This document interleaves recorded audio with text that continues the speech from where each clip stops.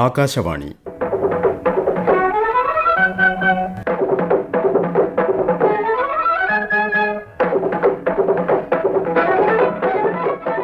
തിരുവനന്തപുരം പ്രാദേശിക വാർത്താ വിഭാഗം അവതരിപ്പിക്കുന്ന വാർത്താ തരംഗിണി.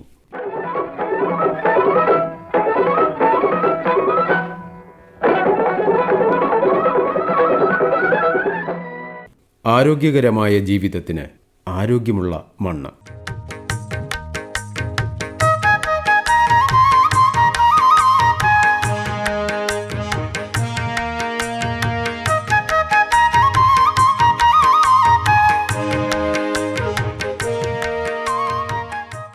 ഇന്ന് ഡിസംബർ 5 ലോക മണ്ണ് ദിനം. ജീവന്റെ നിലനിൽപ്പിനും ഭക്ഷ്യോൽപാദനത്തിനും ആരോഗ്യമുള്ള മണ്ണ് അനിവാര്യമാണ്. മണ്ണിന്റെ സ്വാഭാവികമായ ഗുണം നിലനിർത്തേണ്ടതിൻ്റെയും സംരക്ഷിക്കേണ്ടതിൻ്റെയും പ്രാധാന്യത്തെ ഓർമ്മിപ്പിക്കുന്നതിനാണ് ലോക മണ്ണ് ദിനം ആചരിക്കുന്നത്. മണ്ണിന്റെ പരിപാലനം, മൂല്യനിർണ്ണയം, നിരീക്ഷണം, നിയന്ത്രണം എന്നതാണ് ഈ വർഷത്തെ ലോക മണ്ണ് ദിനത്തിൻ്റെ പ്രമേയം. കാലാവസ്ഥയുടെ മാറ്റങ്ങൾക്കനുസരിച്ച് ഓരോ പ്രദേശത്തെയും മണ്ണിന് വൈവിധ്യമുണ്ടാകും. മണ്ണിൻ്റെ ഗുണങ്ങൾക്കനുസരിച്ചുള്ളതാണ് സസ്യജാലങ്ങൾ. അവയെ ആശ്രയിക്കുന്ന ജന്തുക്കളും വ്യത്യസ്ത തരത്തിലുള്ളവയാണ്. ധാരാളം മഴ ലഭിക്കുന്ന സ്ഥലങ്ങളിലെ മണ്ണ് പോലെയല്ല വരണ്ട പ്രദേശങ്ങളിൽ കാണുന്ന മണ്ണ്. കൃഷിയും അനുബന്ധ പ്രവർത്തനങ്ങളും ചെയ്യുമ്പോൾ ഇത്തരം സ്വാഭാവികമായ ഘടന സംരക്ഷിക്കേണ്ടതാണ്. അശാസ്ത്രീയമായ വളപ്രയോഗം മണ്ണിൻ്റെ ഘടനയെ മാറ്റുന്നതുപോലെ കീടനാശിനികളുടെ ഉപയോഗം മണ്ണിനെ വിഷമയമാക്കുന്നു. ഇത്തരം വിഷാംശം ഭക്ഷ്യവസ്തുക്കൾ വഴി ജീവികളിലെത്തുകയും മനുഷ്യരിൽ പല രോഗങ്ങൾക്കും കാരണമാകുകയും ചെയ്യുന്നുണ്ട്. Thiruvananthapuram southern region soil survey deputy director Shri Ramesh P. ആരോഗ്യമുള്ള മണ്ണ് ആവാസ വ്യവസ്ഥയുടെ ആരോഗ്യത്തിനും മനുഷ്യരാശിയുടെ ക്ഷേമത്തിനും അത്യന്താപേക്ഷിതമാണ്. അനന്തമായ ജീവന്റെ ആത്മാവ് എന്ന മണ്ണിനൊരു നിർവചനമുണ്ട്. മുൻകാലങ്ങളിൽ മണ്ണിനെക്കുറിച്ച് പറയുമ്പോൾ മണ്ണിന്റെ ഫലഭൂയിഷ്ഠത, ഉത്പാദനക്ഷമത, മണ്ണിന്റെ ഗുണം മുതലായ പദങ്ങളാണ് ഉപയോഗിച്ചിരുന്നത്. എന്നാൽ ഇന്ന് മണ്ണിനെ ജീവനുള്ള ഒരു വസ്തുവായി പരിഗണിക്കുന്നതിനാൽ മണ്ണിന്റെ ആരോഗ്യം എന്ന പദമാണ് ഉപയോഗിക്കുന്നത്. മണ്ണിന്റെ ഭൗതിക ഗുണങ്ങൾ, രാസഗുണങ്ങൾ, ജൈവിക ഗുണങ്ങൾ എന്നിവയാണ് മണ്ണിന്റെ ആരോഗ്യം നിർണ്ണയിക്കുന്നത്. മണ്ണിന്റെ ഉൽപ്പത്തിക്ക് കാരണമായ പാറകൾ, കാലാവസ്ഥ, ജീവജാലങ്ങൾ എന്നിവയെ ആശ്രയിച്ച് ഓരോ മണ്ണിനങ്ങൾക്കും തനതായ ജനിതക സ്വഭാവം ഉണ്ടാവും. ഈ ജനിതക സ്വഭാവത്തിന് കാതലായ മാറ്റങ്ങളൊന്നും വരാതെ സംരക്ഷിച്ച് കാർഷിക പ്രവർത്തനങ്ങളും മറ്റു പ്രവർത്തനങ്ങളും നടത്തുകയാണ് മണ്ണിന്റെ ആരോഗ്യം സംരക്ഷിക്കുന്നതിന് വേണ്ടി ചെയ്യേണ്ടത്.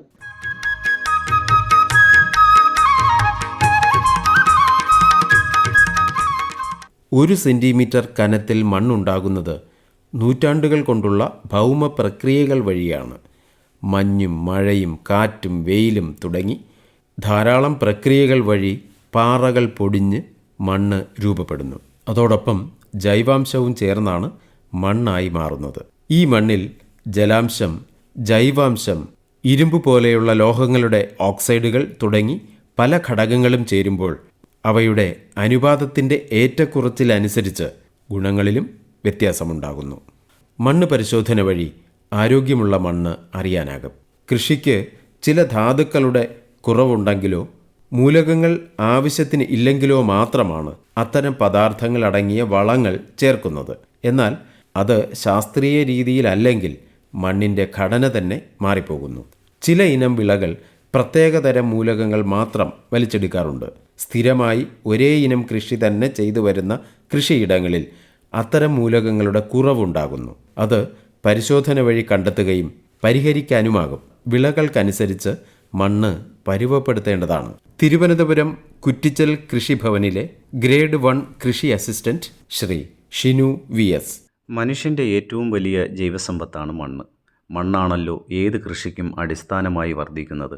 വായുവും ജലവും ധാതുക്കളും ജൈവവസ്തുക്കളും സൂക്ഷ്മ ജീവജാലങ്ങളും ഉൾച്ചേർന്ന സങ്കീർണമായ ഒരു ആവാസവ്യൂഹമാണ് മണ്ണ്. മണ്ണിൻ്റെ ആരോഗ്യം ദീർഘകാലത്തേക്ക് സംരക്ഷിക്കുന്നതിനും ഉയർന്ന തോതിലുള്ള ഫലപുഷ്ടിക്കും ഈ ആവാസ വ്യവസ്ഥയുടെ പ്രവർത്തനം ശരിയായ രീതിയിൽ കൊണ്ടുപോകേണ്ടത് അത്യാവശ്യമാണ്.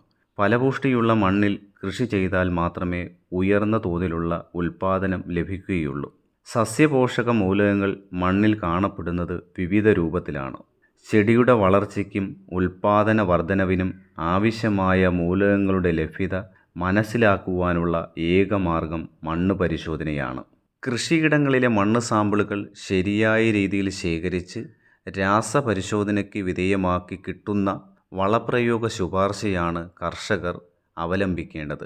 ഇത് ഉൽപാദന ചെലവ് കുറയ്ക്കുവാനും ഉൽപാദന വർധനവിനും മണ്ണിൻ്റെ ആരോഗ്യം നിലനിർത്തുവാനും പരിസ്ഥിതി മലിനീകരണം ഒഴിവാക്കാനും സാധിക്കും. മണ്ണ് പരിശോധനയിലൂടെ മണ്ണിൻ്റെ ഘടനയും രൂപവും ജൈവാംശം ജല ആഗിരണം ചെയ്യാനും നിലനിർത്തുവാനുമുള്ള കഴിവ്, മൂലക വിനിമയശേഷി, വേര് ആഴത്തിൽ ഇറങ്ങുവാനുള്ള കഴിവ്, മണ്ണൊലിപ്പിൻ്റെ വേഗത തുടങ്ങിയ കർഷകർക്കാവശ്യമായ വിവിധ കാര്യങ്ങൾ മണ്ണ് പരിശോധനയിലൂടെ ലഭിക്കുന്നതാണ്. കൃഷി വകുപ്പിൻ്റെ നേതൃത്വത്തിൽ എല്ലാ ജില്ലകളിലും മണ്ണ് പരിശോധനാശാലകൾ പ്രവർത്തിച്ചു വരുന്നു. കൂടാതെ മണ്ണ് സംരക്ഷണത്തിൻ്റെ ഏറ്റവും വലിയ മാർഗം എന്ന് പറയുന്നത് ജൈവ കൃഷി അവലംബിക്കുക എന്നുള്ളതാണ്. അമിതമായ രാസവള പ്രയോഗവും രാസകീടനാശിനി പ്രയോഗവും മണ്ണിൻ്റെ രാസഭൗതിക ജൈവ ഗുണങ്ങൾക്ക് ക്ഷതം സംഭവിച്ചതായി വിവിധ പഠനങ്ങൾ മൂലം തെളിയിക്കപ്പെട്ടിട്ടുള്ള വസ്തുതയാണ്. ഇതുമൂലം വിളകളുടെ ഉൽപാദനക്ഷമത കുറഞ്ഞതായും കണ്ടുവരുന്നു. ഇവിടെയാണ് ജൈവ കൃഷിയുടെ പ്രസക്തി ഏറുന്നത്.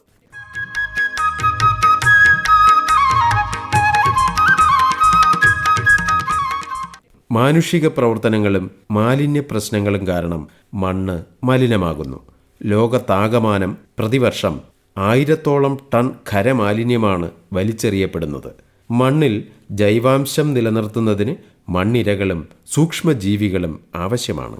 എന്നാൽ മാലിന്യങ്ങളും അശാസ്ത്രീയമായ വള കീടനാശിനി പ്രയോഗവും മണ്ണിൻ്റെ ഘടന മാറ്റുന്നു. സ്കൂൾ തലം മുതൽ ഇതുമായി ബന്ധപ്പെട്ട ബോധവൽക്കരണം നടത്തേണ്ടതുണ്ട്. പരിസ്ഥിതി പ്രവർത്തകനും തിരുവനന്തപുരം ആനപ്പാറ ഗവൺമെൻറ് ഹൈസ്കൂളിലെ അധ്യാപകനുമായ ശ്രീ കല്ലാർ ബിജുകുമാർ. കേരളത്തിൽ സാധാരണയായി 8 ഇനം മണ്ണിനങ്ങളാണ് കാണപ്പെടുന്നത്. തീരദേശ മണ്ണ്, എക്കൽ മണ്ണ്, കരിമണ്ണ്, വെട്ടുകൽ മണ്ണ്, ചെമ്മണ്ണ്, മലയോര മണ്ണ്, കറുത്ത പരുത്തി മണ്ണ്, വനമണ്ണ് എന്നിവയാണ്. ജീവസന്ധാരണത്തിന് വായു, ജലം എന്നിവ പോലെ വളരെ പ്രധാനപ്പെട്ട ഒരു കാര്യമാണ് മണ്ണ്. മണ്ണ് സംരക്ഷണത്തിന് വിഘാതമായി നിൽക്കുന്ന 2 ഘടകങ്ങളാണ് മണ്ണൊലിപ്പ്, മണ്ണ് മലിനീകരണം എന്നിവ. മണ്ണ് സംരക്ഷണത്തിന് ഇവ കുട്ടികളിൽ അവബോധം ഉണ്ടാക്കണം. ഒരിക്കലും ഭൂമി തരിശിടാൻ പാടില്ല. ഇത് മണ്ണൊലിപ്പിന് കാരണമാകും. മണ്ണൊലിപ്പിന് പ്രധാനമായും കാറ്റ്, മഴ, മഞ്ഞ് എന്നിവ കാരണമാണ്. തരിശായ പ്രദേശങ്ങളിൽ മരങ്ങളും പുല്ലും വച്ചുപിടിപ്പിക്കേണ്ടതും മണ്ണൊലിപ്പ് തടയാൻ സഹായിക്കും. പ്ലാസ്റ്റിക് മാലിന്യങ്ങൾ ഒരിക്കലും അലക്ഷ്യമായി മണ്ണിലേക്ക് വലിച്ചെറിയരുത്. ഇവ മണ്ണ് മലിനീകരണത്തിന് കാരണമാകും. ഇത് മണ്ണിന് ദോഷകരമായി ബാധിക്കുകയും പ്ലാസ്റ്റിക്, തലമുടി എന്നിവ ദ്രവിക്കാതെ മണ്ണിൽ അവശേഷിക്കും. ഇത് മണ്ണിന്റെ രാസഘടനയെ ബാധിക്കും. സ്കൂളുകളിൽ കാർഷിക ക്ലബ്ബുകൾ ഉണ്ടാക്കി കുട്ടികളിൽ ഈ അവബോധം വളർത്തിയെടുക്കണം. മണ്ണ് സംരക്ഷണത്തിന്റെ ആവശ്യകത എന്താണെന്ന് കുട്ടികളെ മനസ്സിലാക്കി കൊടുക്കാം. സെമിനാറുകളും ഇന്റർവ്യൂകളും ഇത് നമുക്ക് സംഘടിപ്പിക്കാൻ കഴിയും. മാത്രമല്ല, കൂടാതെ ഫോറസ്റ്റ് ക്ലബ്ബുകളുടെ ആഭിമുഖ്യത്തിൽ മരങ്ങൾ വച്ച് പിടിപ്പിക്കാനും കുട്ടികളെ പ്രേരിപ്പിക്കണം. കാരണം മരങ്ങൾ ഭൂമിയുടെ ശ്വാസകോശങ്ങളാണെന്നും ഇത് മണ്ണൊലിപ്പ് തടയും എന്നും കുട്ടികളിൽ ഒരു അവബോധം ഉണ്ടാക്കിയെടുക്കണം. 1 സെന്റിമീറ്റർ മണ്ണ് ഉണ്ടാകണമെങ്കിൽ വർഷങ്ങൾ വേണ്ടിവരും എന്നുള്ള അറിവ് കുട്ടികളിൽ ഉണ്ടാക്കിയെടുത്താൽ മണ്ണ് സംരക്ഷണം വളരെ വിജയകരമാക്കാൻ നമുക്ക്. മാത്രമല്ല, അനാവശ്യമായ രാസവള പ്രയോഗം, കീടനാശിനി പ്രയോഗം എന്നിവ മണ്ണ് മലിനീകരണത്തിന് കാരണമാകുന്നു. ഇവ ഒരു പരിധിവരെ ഒഴിവാക്കാനും ഇത്തരം ക്ലബ്ബുകളിലൂടെ നമുക്ക് സാധിക്കുന്നതാണ്. അഗ്രികൾച്ചർ ക്ലബ്ബ്, ഫോറസ്ട്രി ക്ലബ്ബ് തുടങ്ങിയവ കുട്ടികളിൽ ഈ അവബോധം വളർത്തിയെടുക്കുന്നതിന് വേണ്ടി സാധിക്കും. അങ്ങനെ മണ്ണ് സംരക്ഷണം നമുക്ക് വിജയകരമായി നടപ്പിലാക്കാൻ കഴിയും.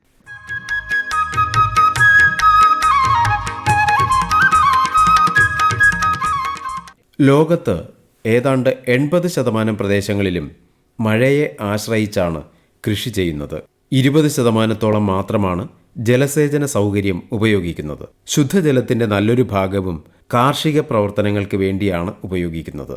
എന്നാൽ കാലാവസ്ഥാ വ്യതിയാനം തീവ്രമഴയ്ക്കും അതിതീവ്രമഴയ്ക്കും മേഘവിസ്ഫോടനത്തിനും കാരണമാകുമ്പോൾ മണ്ണിന്റെ ഘടന തന്നെ മാറിപ്പോകുന്നു. ഉരുൾപൊട്ടലും മണ്ണൊലിപ്പും മണ്ണിടിച്ചിലും വഴി ധാരാളം മേൽമണ്ണ് നഷ്ടപ്പെടുന്നു. കൂടാതെ മാനുഷിക പ്രവർത്തനങ്ങളും അശാസ്ത്രീയമായ ഭൂവിനിയോഗവും വഴി ധാരാളം അളവിൽ സൂക്ഷ്മമായ മൂലകങ്ങളും സസ്യവളർച്ചയ്ക്കാവശ്യമുള്ള മറ്റ് ഘടകങ്ങളും മണ്ണിൽ നിന്നും നഷ്ടപ്പെടുന്നു.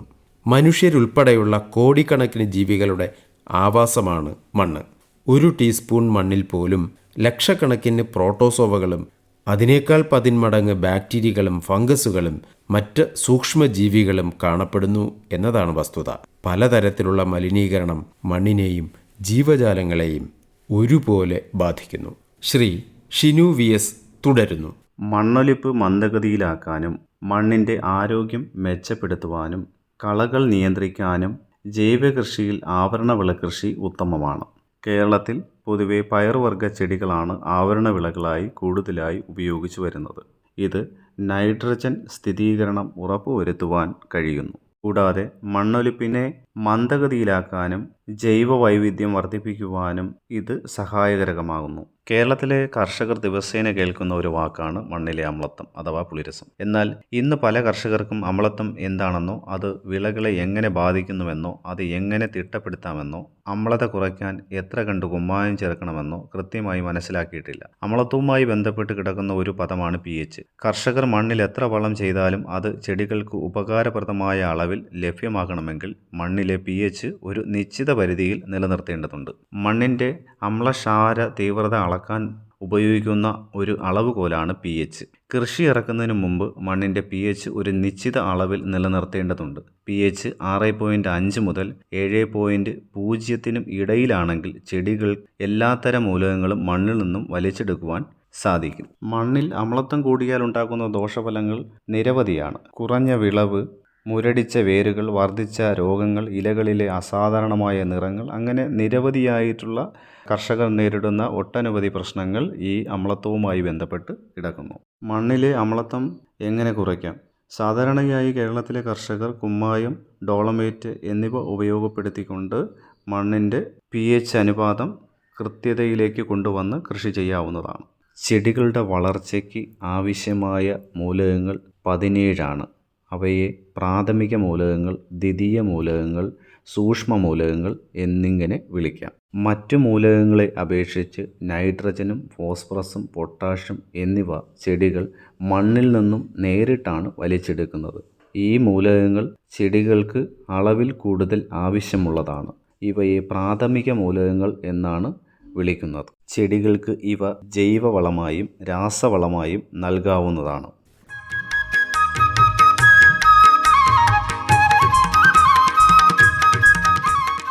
മനുഷ്യരാശിയുടെ ഉദ്ഭവം മുതൽ മണ്ണ് ജീവനുമായി ഏറെ ബന്ധപ്പെട്ടിരിക്കുന്നു.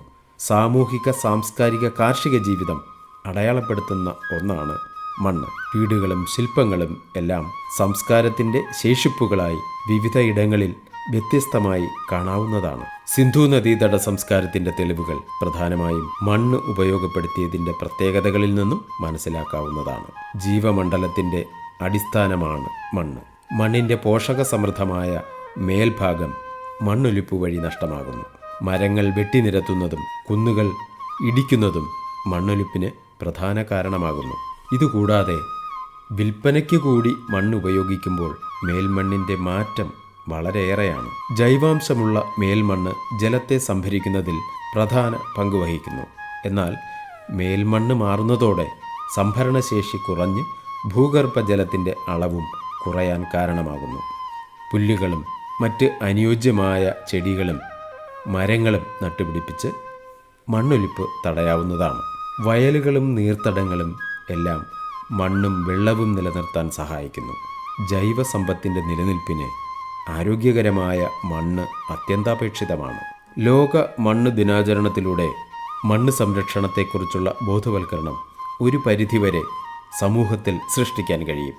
ആരോഗ്യകരമായ ജീവിതത്തിന് ആരോഗ്യമുള്ള മണ്ണ്.